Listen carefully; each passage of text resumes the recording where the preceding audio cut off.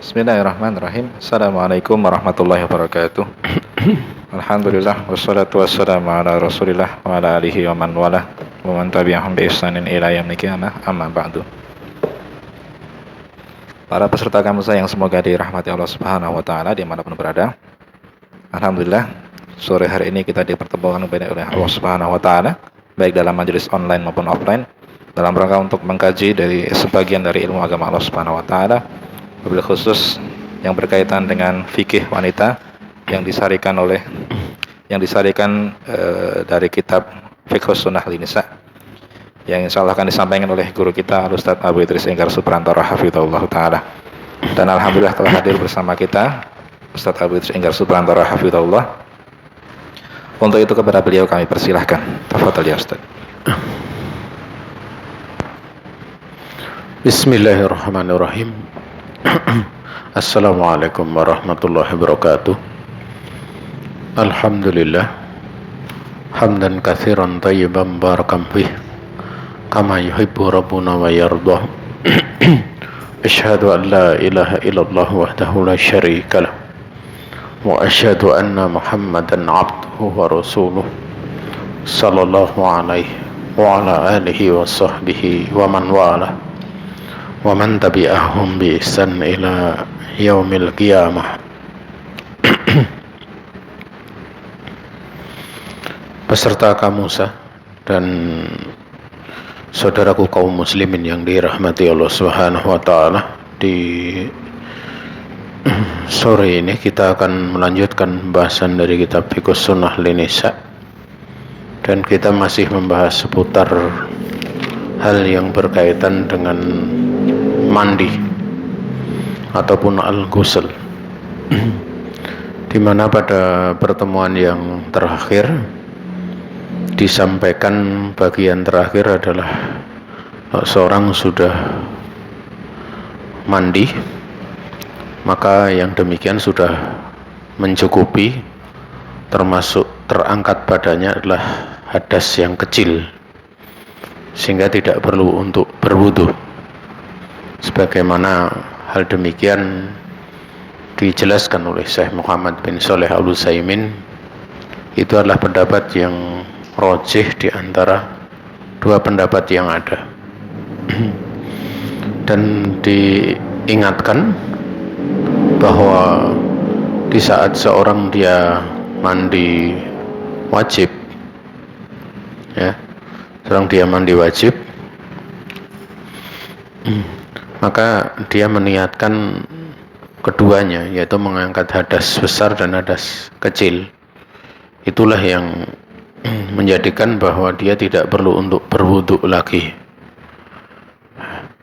Hanya saja manakala terjadi pembatal-pembatal wudu, maka setelah selesai mandi dia wajib untuk mengulangi atau wajib untuk dia berwudu. Dan pembatal wudu itu tidak membatalkan mandi wajibnya, sehingga tidak perlu untuk mengulangi mandi wajibnya. Dia hanya perlu untuk setelah mandi dia berwudu. Kemudian kita menginjak pada yang keempat, faedah yang keempat. Beliau mengatakan laisa alal mar'ati harajun fi ta'khiri ghusliha minal janabah fa inna ta'jil inama huwa li sholal bidarajatil ula atau bidarajatil aula. Faqad kana Nabi alaihi salatu wasalam rubama yanamu qabla an yaktasila kama dzakarat Aisyah radhiyallahu taala anha. Jadi tidak ada dosa atau tidak mengapa bagi seorang wanita untuk mengakhirkan mandi janabah,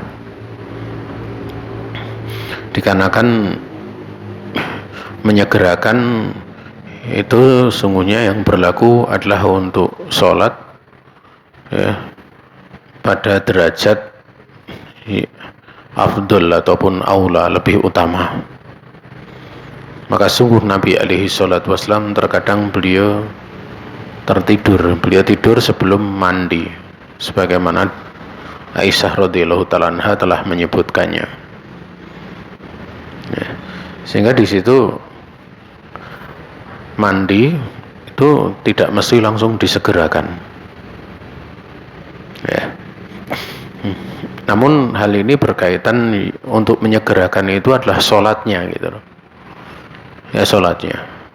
Sehingga seorang yang dia misalnya berhenti haid, berhenti nifas di pagi hari ya jam 7 misalnya, atau seorang dia junub ba'da subuh, nah itu dia boleh untuk mengakhirkan mandinya nanti menjelang duhur, ya, menjelang duhur.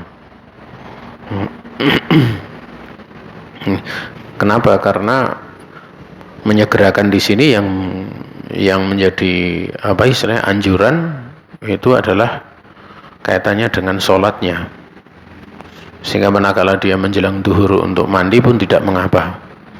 Andai kan kemudian dia mengakhirkan mandinya karena mengakhirkan sholat, padahal berhenti haidnya sudah jauh sebelumnya, nah ini namanya khilaful aula, menyelisih sesuatu yang lebih utama, ya, sesuatu yang lebih utama.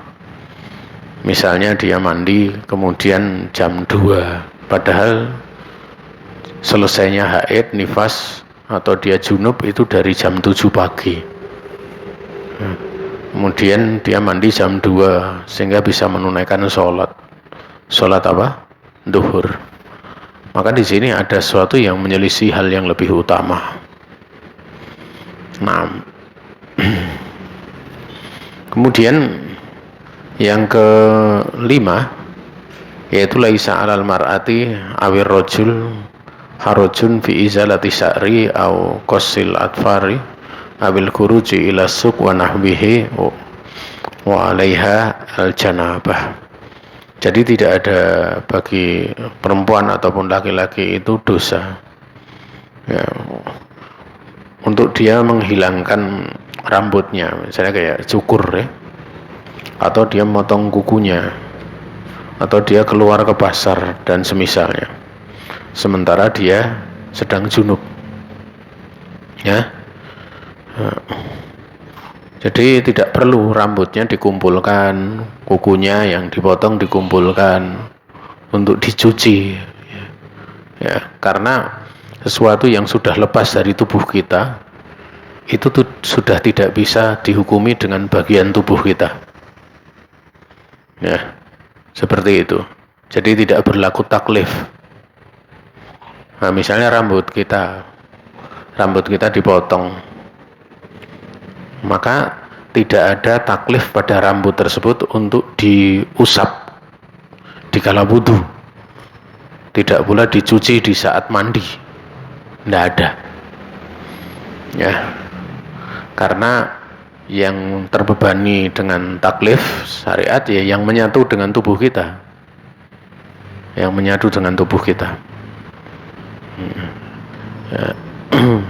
Sehingga yang menyatu dengan tubuh kita itulah yang kena beban syariat. Seperti mandi ya rambut kita mesti kita basahi, kalau wudu mesti kita usap, seperti itu. Namun rambut dan kuku itu perlu untuk diperhatikan, ya, untuk dia dikumpulkan kemudian ditanam, ya, sebenarnya dibuang di tempat sampah atau apa ya tidak ada masalah, ya. Namun terkadang itu bisa menjadi sarana untuk sihir, ya, media sihir, sehingga sering para dukun itu kalau ingin menyihir, dia pengen mungkin rambut bisa diambil dari sisir orang yang mau disihir, atau bisa pula dengan kukunya, dan bisa pula dengan bekas pakaiannya yang baru saja dipakai, karena ada keringatnya, sehingga bisa digunakan untuk menyihir, ya. Dan kita tidak tahu, ya, itu bagaimana prosesnya kita tidak tahu. Yang jelas itu setan bekerja sama dengan jin bisa menjadikan itu sarana untuk menyihir. Nah, tetapi kalau didekatkan sebenarnya di kehidupan kita itu bisa diketahui tentang sesuatu itu dari asarnya. Makanya kalau misalnya ada kejahatan itu dicari bisa dengan anjing pelacak. Atau kalau di dunia kedokteran forensik itu bisa diketahui dengan DNA yang misalnya ada orang membunuh ya, kemudian yang dibunuh itu sempat mencakar, nah nanti dari kukunya itu bisa diteliti, oh di situ ada DNA-nya dia gitu. Sehingga ketahuan, oh ini pembunuhnya si fulan. Seperti itu kalau di dunia kita gitu loh ya. Namun kita tidak perlu untuk berdalam-dalam masuk di dalam perkara seperti itu. Kaitannya dengan yang jelas, kalau dari sahabat Ibnu Umar ya ditanam.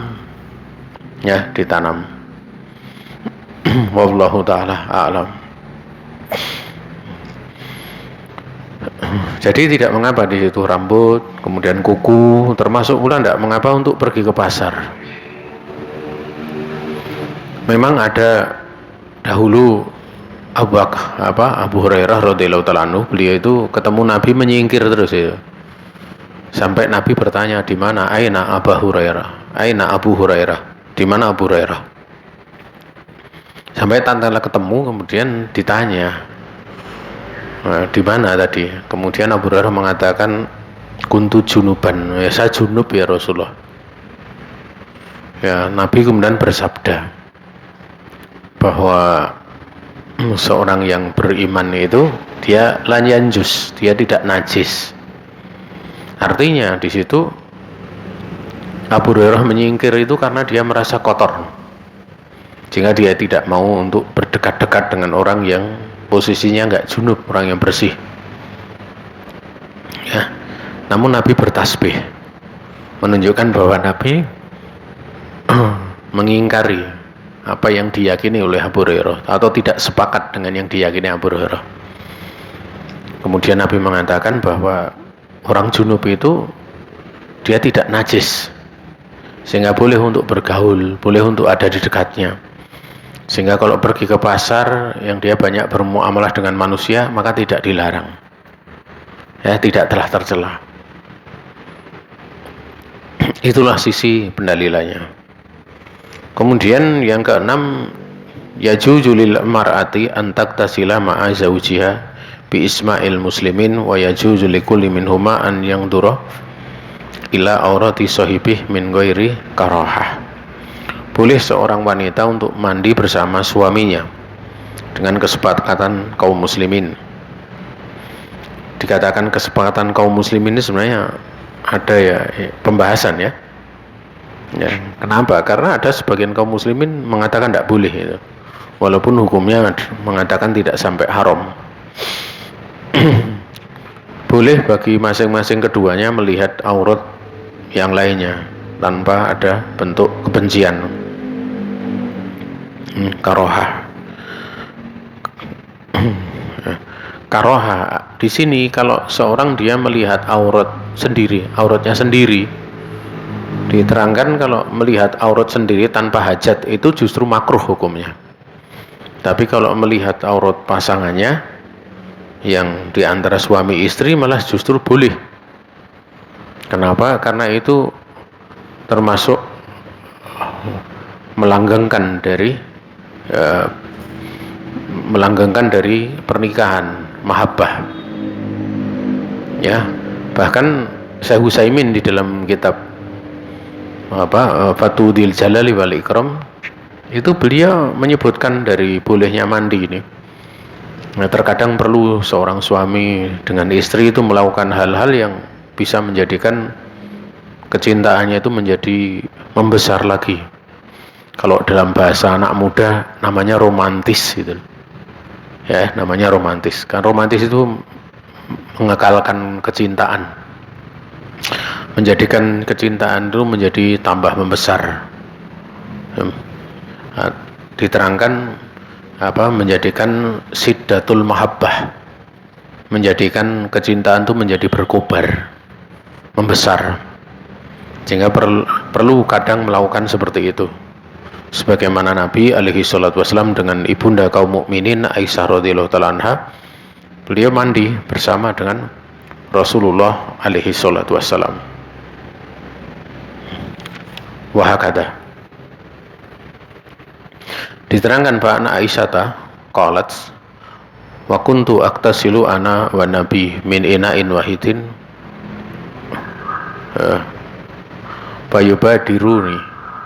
fayubadiruni hatta akula dakli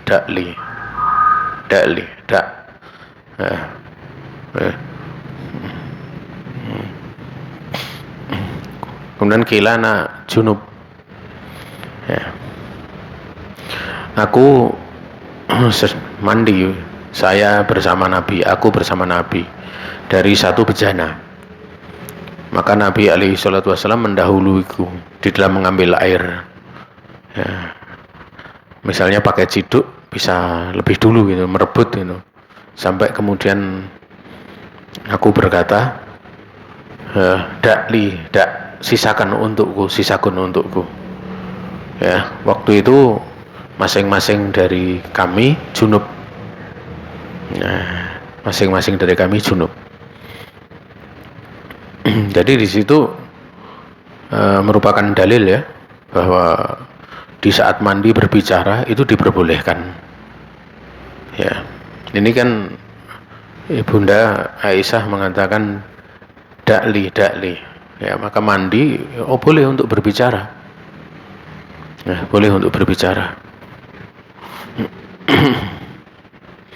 Nah, berbeda kalau seorang buang air besar, buang air kecil, lah ini tidak boleh, ya. Tidak boleh.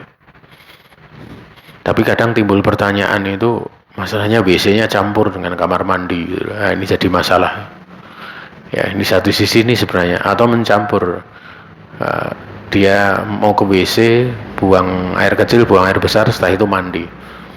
Maka kalau kondisinya seperti itu, bagaimana? Ya hendaknya seorang dia tidak boleh berbicara di saat dia buang air, tapi di saat tidak buang air, sedang mandi, maka berbicara itu diperbolehkan, ya. Tentunya manakala di situ tidak ada yang menjadikan tidak menjadikan terjatuh pada perkara keharaman, seperti misalnya terdengar suara oleh orang lain, padahal dari apa yang dibicarakan sesuatu yang tidak selayaknya didengar oleh orang lain. Nah,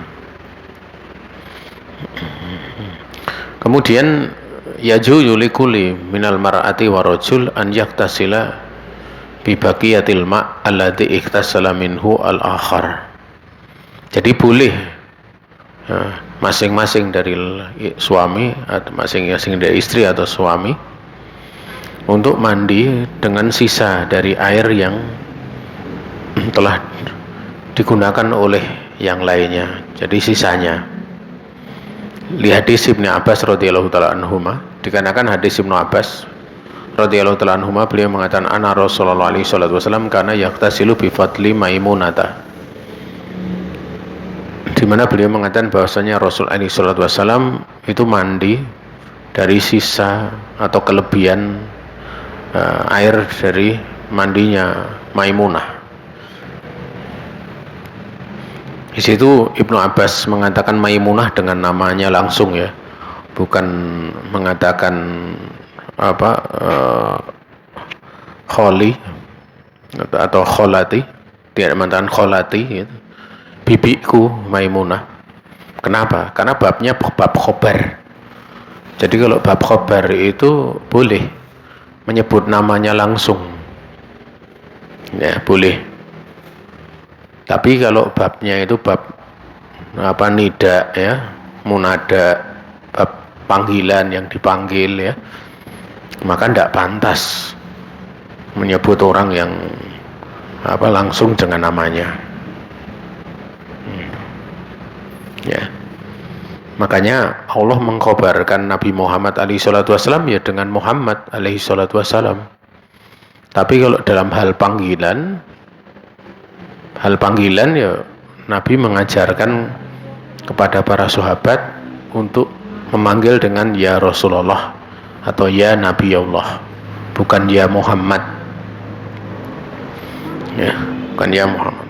Kemudian yang ketujuh yaitu yajuzu likulil, oh sudah ini. Kemudian kedelapan, la yajuzu lil mar'ati ikhtisalu uryanatan amama ahadin ila zauja amma idza salat wahdaha aw amama zawj fala haraj 'alaiha faqad sabata anna Musa iktasala uryanan wa kadzalika Ayyub wa hadza fil khalwah. Tidak boleh bagi seorang wanita untuk mandi itu telanjang di hadapan seorang pun kecuali suaminya, ya, kecuali suaminya.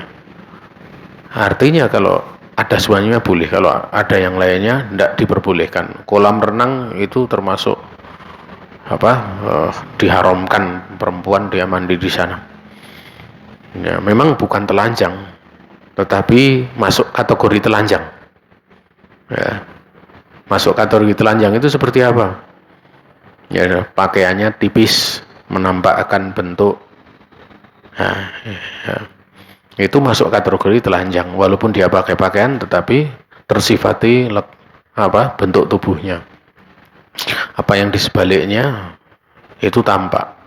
Makanya syarat pakaian seorang wanita itu syaratnya ya, dia tebal, tidak menampakkan bentuk tubuh.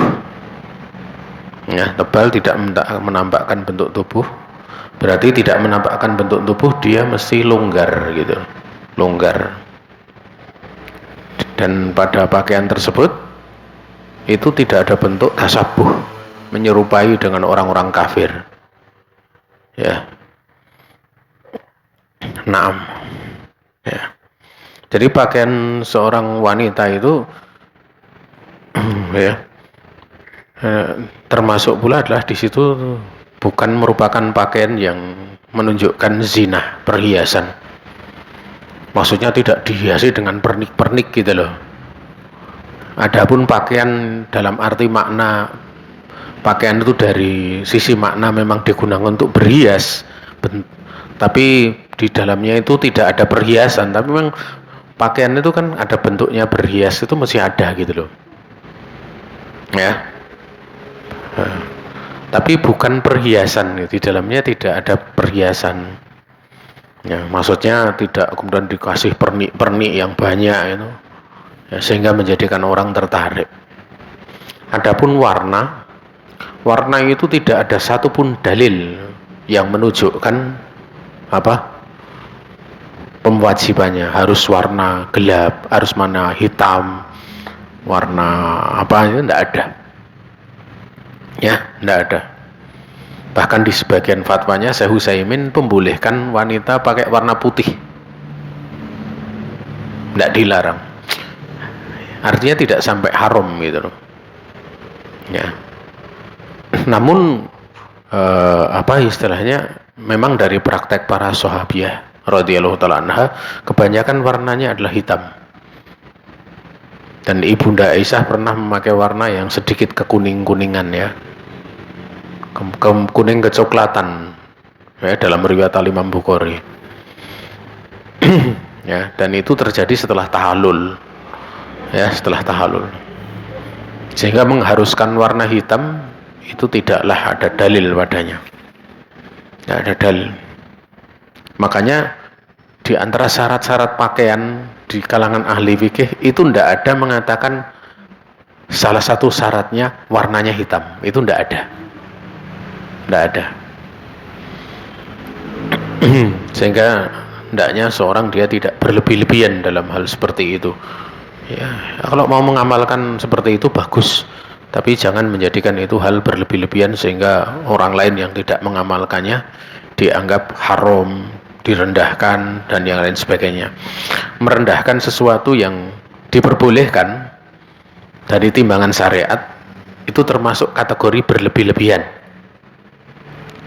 Kalau sampai taraf mengingkari, berarti dia mengingkari sesuatu yang bukan mungkar. Ya. Kemudian di sini ya, bagaimana kalau seorang wanita mandi sendiri? Telanjang boleh tidak? Boleh. Ya boleh. Namun berhati-hati kalau meletakkan pakaian selain di rumahnya. Ya, selain di rumahnya. Nah, maksud di rumahnya itu karena rumahnya itulah tempat yang paling aman. Tempat yang paling aman.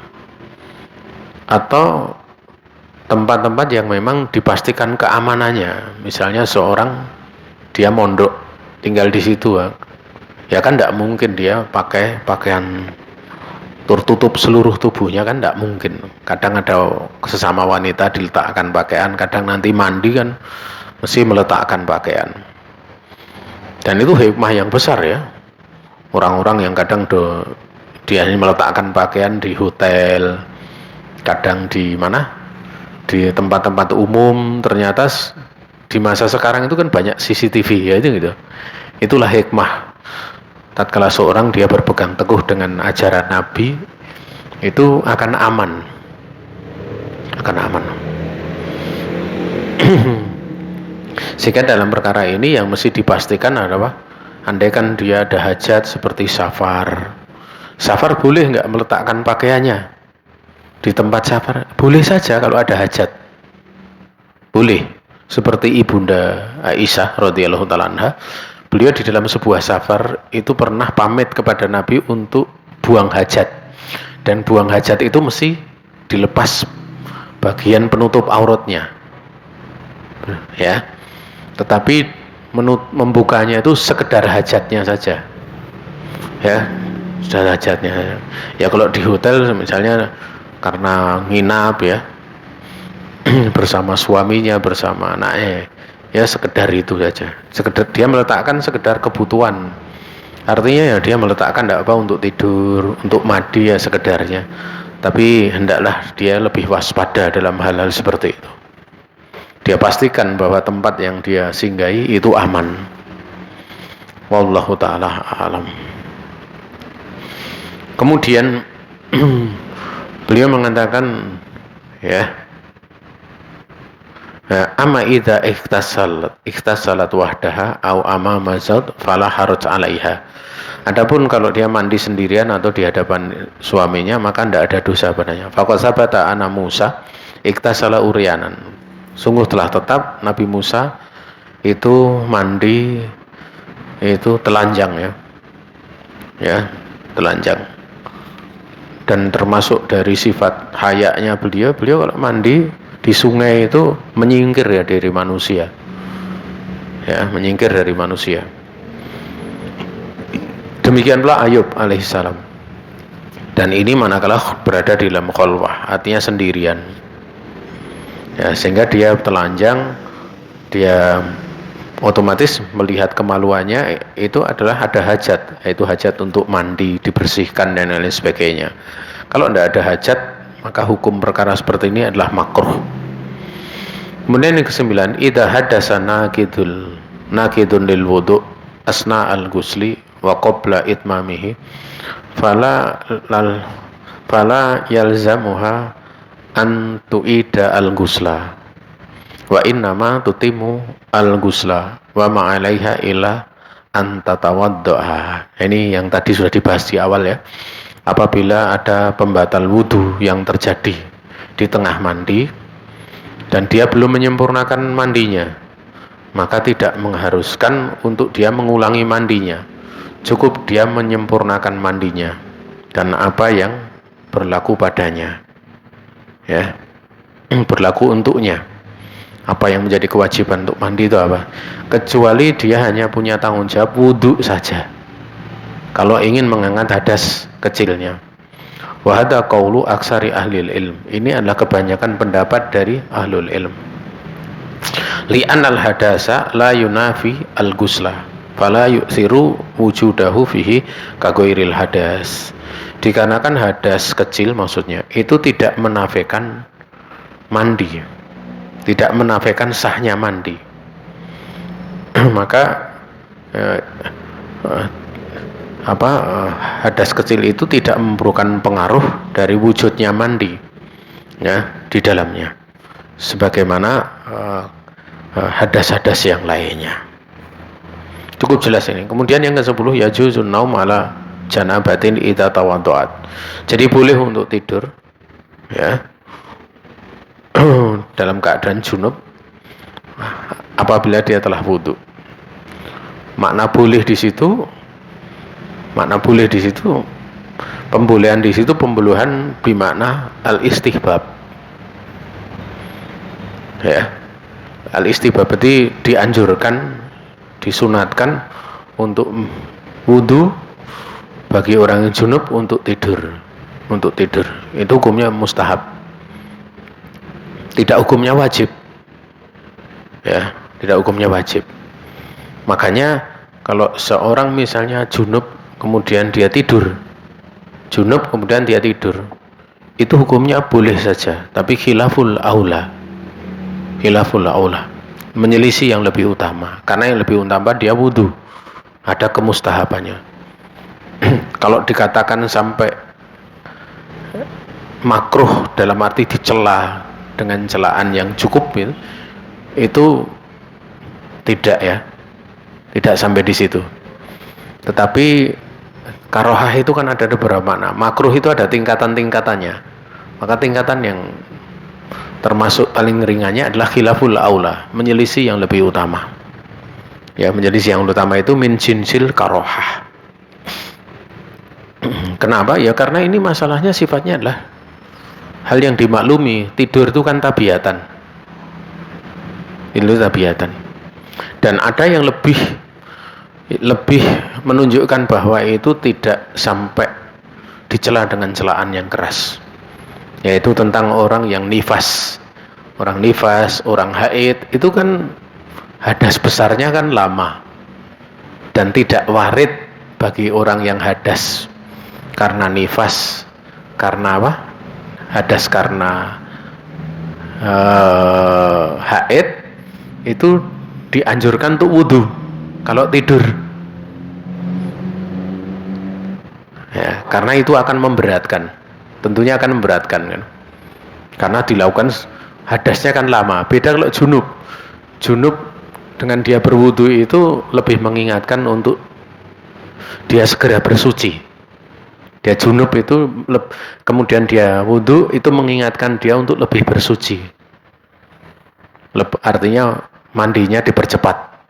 Itu ada bentuk tansid, ada bentuk memberikan dorongan semangat untuk lebih membersihkan diri. Sementara kalau haid nifas tidak ada hajat kan untuk mandi, wong dia belum berhenti ya, belum berhenti. Kalau untuk wudu nah di situ tentu apa berbeda dengan junub. Namun manakala mau wudu untuk tidur dari keumuman dalil itu ada dorongan dari keumuman dalil ya. Atau manakala ada hajat seperti seorang mau taklim ya, itu seorang wanita boleh untuk dianjurkan untuk wudu untuk takhfiful hadas namanya, walaupun dia dalam keadaan pada saat dalam keadaan dia haid ataupun nifas. Wallahu ta'ala alam. Kemudian yajuzu an-naum ala janaban idza tawaddah. Fa'an Umar ibn al-Khattab radhiyallahu ta'ala anhu annahu sa'ala Nabi alaihi salatu wasallam anil janabah tusibuhu minal lail. Dari Umar ibn al-Khattab radhiyallahu ta'ala anhu, beliau bertanya kepada Nabi tentang junub yang mengenai di waktu malam, yang menimpanya di waktu malam. Maka Nabi mengatakan tawadhu waksil dakaroka thumanam. Wudhulah kamu, kemudian cucilah kemalianmu, kemudian kamu tidur. Ini penyebutan wudhu didahulukan daripada mencuci kemaluan. Kalau dari dohirnya hadis berarti wudhu dulu baru mencuci kemaluan.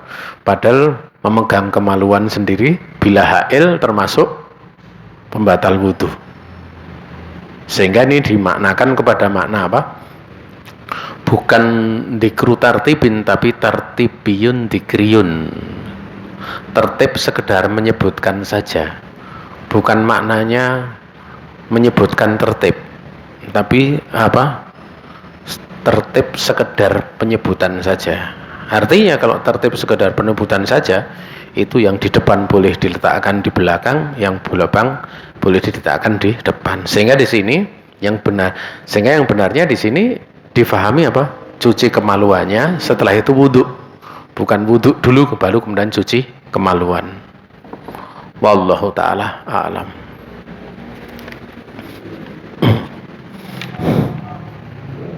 Kemudian jamaah yang dirahmati Allah Subhanahu wa taala, sekarang kita mengindak pada al-aghsalul mustahabah, yaitu mandi-mandi yang dianjurkan. Ukhtil muslimah, qad araftil al-umur allati yajibu alaiki al-ghuslu li ajliha. Wa hahuna ahabu an unabbiha alal ahwali allati yustahabu faqat an taktasili fiha fahaka bayanaha. Fahaki bukan bahaka, fahaki bayanaha. Saudaraku perempuan yang muslimah, ya, sungguh engkau telah mengetahui perkara-perkara yang wajib bagimu untuk mandi karenanya. Dan di sini aku senang untuk memberikan peringatan, mengingatkan perkara-perkara yang dimustahabkan saja untuk kamu mandi, ya, di dalam perkara tersebut. Maka ambillah penjelasannya berikut ini, ya. Yang pertama adalah al-ikhtisal inda kulli jima', yaitu mandi setiap kali jima'. Ini dasarkan pada hadis Rafi', anna Nabi alaihi salatu wasallam tofa data lailatin ala nisaihi yaktasilu inda hadihi wa inda hadihi.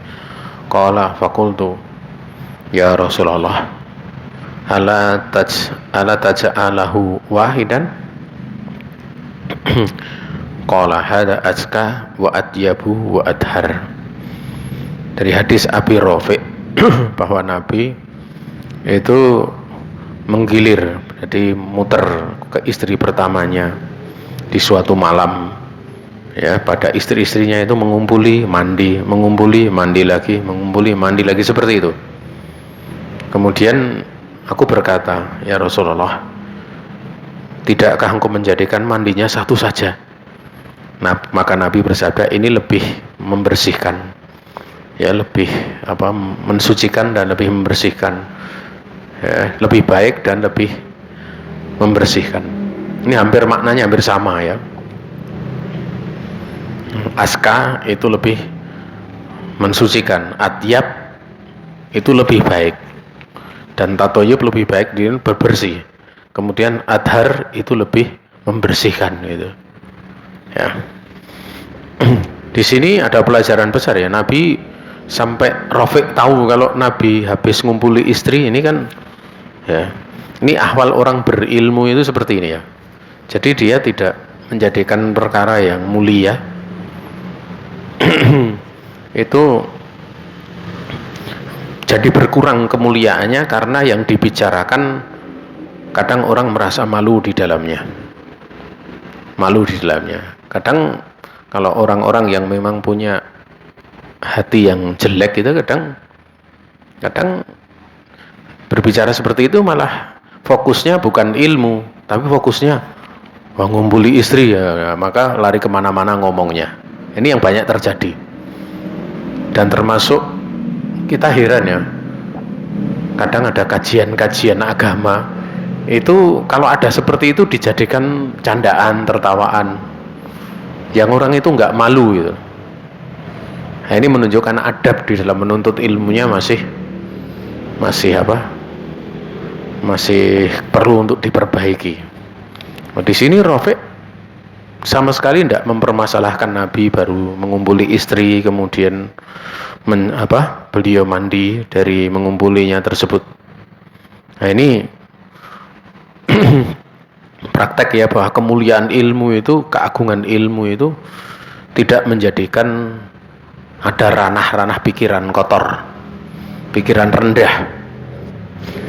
Makanya kalau ada orang yang sampai menyebutkan di dalam Al-Quran itu karena ada tentang perintah Allah untuk menyusui selama 2 tahun itu, kemudian dikatakan Al-Quran itu kitab purno atau kitab paling purno, kira-kira seperti itu menunjukkan bahwa memang pikirannya sendiri dia itu yang kotor, tidak punya adab terhadap Allah Subhanahu wa Ta'ala, tidak punya adab terhadap ilmu. Orang-orang seperti itu ya.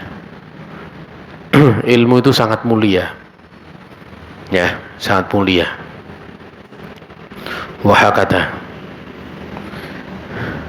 ini yang bisa disampaikan, ini sudah sampai 16.46 ya. Kalau ada pertanyaan kami persilahkan.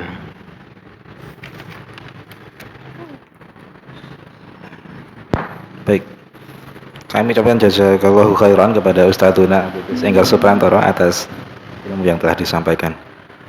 Untuk sesi berikutnya yaitu tanya jawab. Kami persilahkan bagi peserta kamusa yang ingin bertanya secara langsung ataupun melalui tulisan, kami persilahkan. Di grup ada pertanyaan, Ustaz? Ini juga ada lagi. Sebentar ya.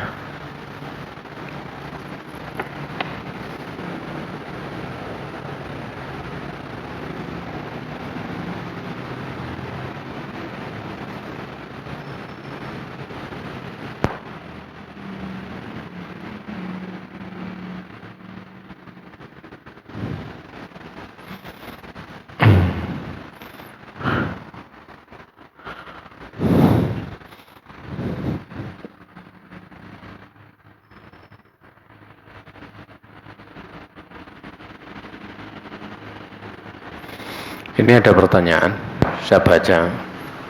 Tadi disampaikan Ustadz tidak mengapa wanita laki-laki menunda mandi junubnya dan boleh motong kuku, mencukur rambut, atau pergi ke pasar. Dulu anak pernah mendengar nasihat katanya bumi menangis terinjak oleh wanita yang masih junub. Ya, kalau ada berita seperti ini, tanya aja dari mana asalnya mengatakan bumi menangis. Dan andaikan memang benar bumi menangis, apakah itu menunjukkan bahwa bahwa orang junub itu menjadi tidak boleh?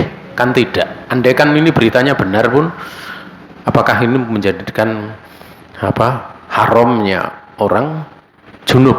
Kan tidak. Karena kita tahu hadas besar itu ada yang sampai 40 hari. Hadas besar yang 40 hari itu, bahkan hadas besarnya itu menurut sebagian pendapat ulama lebih besar daripada junub. Makanya mandinya beda. Mandinya mustahab kalau dianjurkan untuk yang nifas sama haid mengurai rambutnya. Kalau dari junub tidak mengurai rambut. Artinya menunjukkan bahwa memang di situ terisyaratkan junub hadas besarnya lebih kuat. Nah, bagaimana kemudian dikatakan menangis? Apakah wanita tidak boleh nifas, nggak boleh melahirkan? Padahal nifas itu sesuatu yang ditabiatkan oleh Allah. Haid juga sesuatu yang ditabiatkan. Maka makna ini bumi menangis terinjak oleh wanita yang masih junub. Nah, ini adalah hal-hal yang nafas-nafasnya nafas yang ini bukan dari hadis-hadis yang sahih. Ya. Kalau dikejar dari mana sumbernya? Tentu tidak. Kenapa Nabi alaihi salatu wassalam tidak menyampaikan yang seperti ini, perkataan seperti ini? Padahal di masa Nabi orang nifas banyak enggak? Banyak. Orang haid banyak enggak? Banyak. Ya. Kok kemudian yang dibahas junub gitu loh. Junubnya. Nah, ini menunjukkan memang dari si matanya pun aneh gitu loh. Andaikan ucapan ini benar gitu, itu ucapan ini berkonsekuensi hukum atau tidak gitu loh. Dan kalau berkonsekuensi hukum, ini sesuatu yang memberatkan. Ya. Sementara pada saat Abu Hurairah radhiyallahu taala anhu, beliau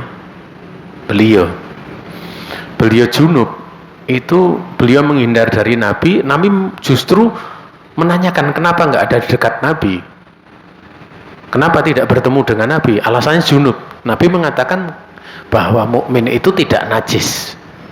Artinya tindakan Abu Hurairah itu kurang tepat. Tepatnya bertemu dengan Nabi gitu, walaupun dia dalam keadaan junub. Padahal Nabi itu adalah semulia-mulia makhluk, sesuci-suci makhluk. Walaupun beliau itu dalam posisi hadas kecil, tapi Nabi itu di dalam batinnya semulia-mulia makhluk, sesuci-suci makhluk. Karena dia senantiasa mengingat Allah. Toh itu Nabi tidak menghalangi Nabi alaihi salatu wasallam untuk menegur atau untuk menasihati Abu Hurairah di atas pemahamannya kalau orang junub tidak boleh dekat.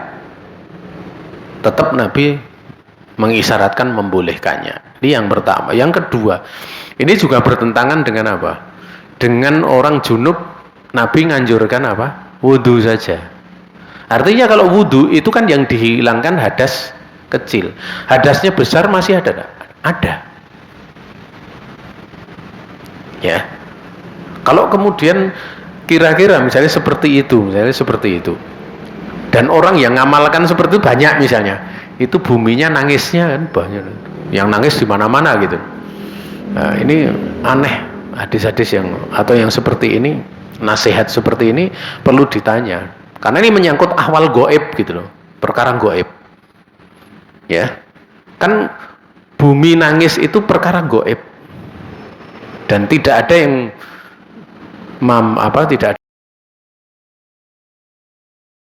tidak ada yang mengetahui tentang ahwal goib kecuali Allah. Kalau Rasul alaihi salatu wasallam menyampaikan perkara goib itu karena diberi wahyu oleh Allah. Ada selain Rasul yang bisa menyampaikan perkara goib, tapi nyuri berita langit itu dukun. Dan benar berita goib bisa ketahuan karena mencuri, tapi hukumnya syirik, mensyirikkan Allah Subhanahu wa taala atau kemungkaran yang besar. Sehingga anak ada perasaan takut jika belum mandi sudah harus keluar rumah.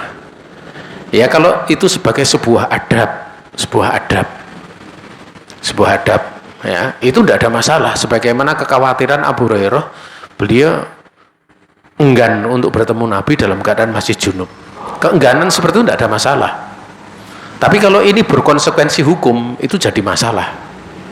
Sehingga ketakutannya sampai berlebihan. Tapi kalau hanya sekedar adab, tidak mengapa. Karena adab itu tidak sampai berkonsekuensi hukum wajib. Ya, tidak sampai. Atau bagi orang yang tidak mengamalkannya haram, tidak sampai. Ya, adab itu biasa adab. Ya, ini adab sebagai satu bentuk sopan santun. Ya, wallahu taala. Kemudian apa nusa jika orang tua mandi sambil mandikan anaknya masih kecil dalam keadaan sama-sama telanjang, apakah dalam Islam diperbolehkan? Tidak diperbolehkan.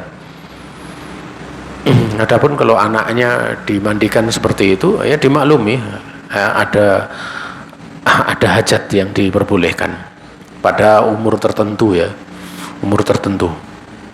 Namun sebenarnya mulai dididik itu umur 7 tahun. Itu mulai dididik ini mulai malu, sehingga nanti umur 10 tahun itu mulai diterapkan taklifnya untuk mandi sendiri gitu. Tapi awal perintahnya mulai dididik itu umur 7 tahun. Wallahu taala a'lam. Ini saja yang bisa disampaikan. Tidak ada yang lain, ya. Kita cukupkan sekian. Waktu dan tempat kami kembalikan kepada pembawa acara.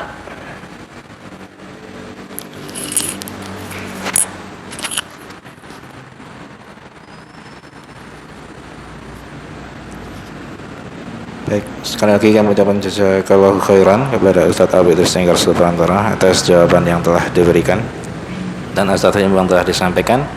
Kita berdoa kepada Allah Subhanahu wa taala agar bisa mengamalkan apa yang sudah kita dapatkan. Baik para peserta kampus yang semoga dirahmati Allah Subhanahu wa taala, menginjak acara terakhir, sebelumnya saya selaku pembawa acara dan mewakili panitia mohon maaf apabila banyak kekurangan dalam kegiatan ini. Kami mengucapkan jazakumullah khairan kepada seluruh peserta kamusa yang sudah mengikuti berpartisipasi dalam kegiatan ini dari awal hingga akhirnya. Dan kita akhiri taklim pada sore hari ini dengan doa kafaratul majlis. Subhanakallahumma wa bihamdik, asyhadu an la ilaha illa anta, astaghfiruka wa atubu ilaik. Wassalamualaikum warahmatullahi wabarakatuh.